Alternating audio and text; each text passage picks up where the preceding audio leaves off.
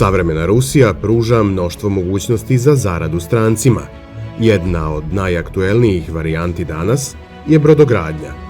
Veliki vladini programi za razvoj civilne mornarice omogućavaju zaradu milijardi kompanijama dobavljačima, ali pod uslovom da svoju proizvodnju prenesu u Rusiju.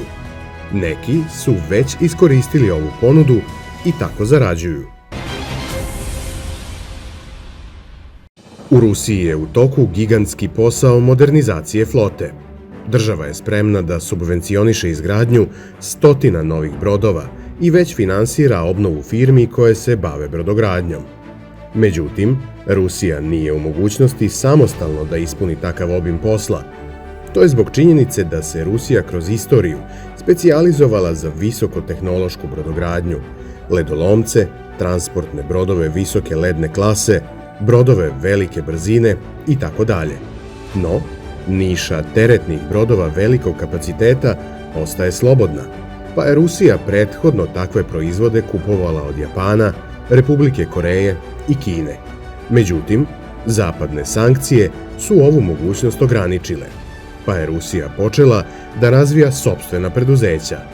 Stranci mogu da nastave saradnju, ali uz uslov da pokrenu zajedničku proizvodnju u Rusiji. Neki su to već učinili. Na primer, divovi poput Hyundai Industries, General Electrica, ChemChina i drugih već učestvuju u izgradnji najvećeg brodogradilišta Zvezda u Rusiji.